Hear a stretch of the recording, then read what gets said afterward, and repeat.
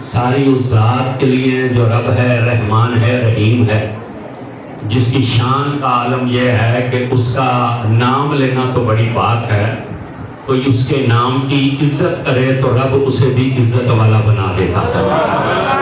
حضرت سیدی داتا گنج بخش رحمت اللہ علیہ نے کشف المعجوب میں ایک بزرگ ہیں حضرت بشر حافی، ان کا تذکرہ کیا۔ قوم کے بشر حافی بغداد کے سب سے بڑے شرابی تھے، لوگ بوتل میں پیتے ہیں، یہ مٹکے میں پیا کرتے تھے۔ شراب کے نشے میں بغداد کی گلی سے گزر رہے تھے، کاغذ کے ٹکڑے پر اللہ کا نام لکھا ہوا دیکھا، حضرت بشر کے قدم رک گئے۔ بشر نے کاغذ کا ٹکڑا اٹھایا، گھر جا کر پانی سے دھویا، اسے عطر لگا کر اپنی پگڑی میں رکھ لیا۔ رات کو جب شراب کا مٹکا بھر کے لائے اور مٹکے سے شراب جب پیالے میں ڈالی، پیالہ منہ کی طرف لے جانے لگے تو دروازہ زور زور سے کھڑکنے لگا۔ بڑا غصہ چڑھا کہ کون ہے رنگ میں بھنگ ڈالنے والا۔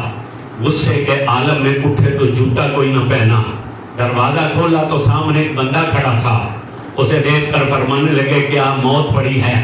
آدھی رات دروازہ توڑتا ہے۔ اس نے کہا بشر موت نہیں پڑی، ابھی مجھے حضور کی زیارت نصیب ہوئی ہے، مدینے والے نے تجھے سلام بھیجا۔ یا اللہ جو اونچی سبحان اللہ کہتی ہے بھی حضور کی زیارت نصیب ہوئی۔ اس نے کہا بشر موت نہیں پڑی، ابھی حضور کی زیارت نصیب ہوئی ہے، مدینے والے نے تجھے سلام بھیجا ہے۔ اتنا سنا تو ہاتھ سے شراب کا پیالہ نکل گیا۔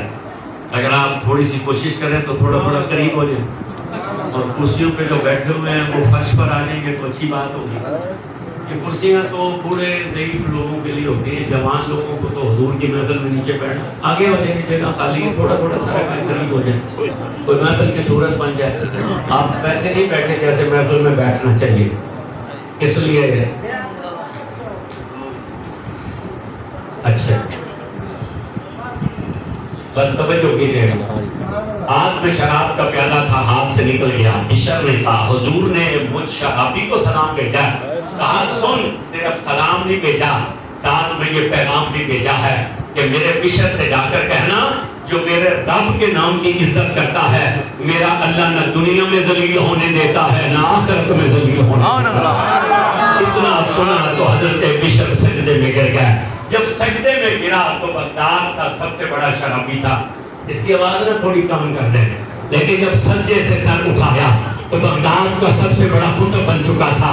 پھر ساری زندگی پگڑی بھی باندھی، صدری بھی پہنی، کندھے پر چادر بھی رکھی، ہاتھ میں عصا بھی پکڑا مگر جوتا نہ پہنا۔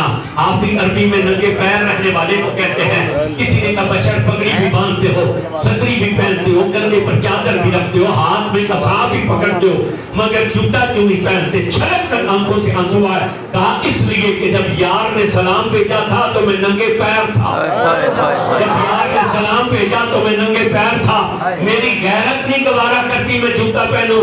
سیدی داتا گنج بخش نے اگلی بات لکھی، آپ فرماتے ہیں اللہ نے بغداد کے جانوروں کو حکم دیا کہ جب تک میرا بشر زندہ ہے کوئی جانور بغداد کی گلیوں میں پیشاب نہیں کرے گا، اس لیے کہ میرا اختیار ان گلیوں میں ننگے پیر چلتا ہے، میرا اختیار ان گلیوں میں ننگے پیر چلتا ہے۔ کوئی اس کا بن کر تو دیکھے، کوئی اس سے محبت تو کر کے دیکھے۔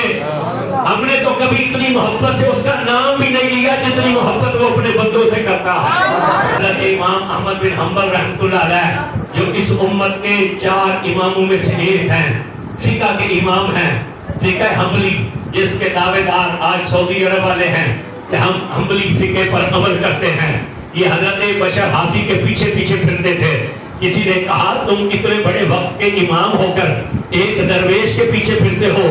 حضرت احمد بن حنبل کی آنکھوں سے آنسو جاری ہوئے، فرمایا تم اس حقیقت کو نہیں جانتے، جس رب کو احمد بن حنبل مانتا ہے بشر حافی اس رب کو جانتا ہے، بشر حافی اس رب کو جانتا ہے۔ تو یہ جو آستانے ہیں اور یہ جو صوفیاء ہیں یہ کس لیے ہیں؟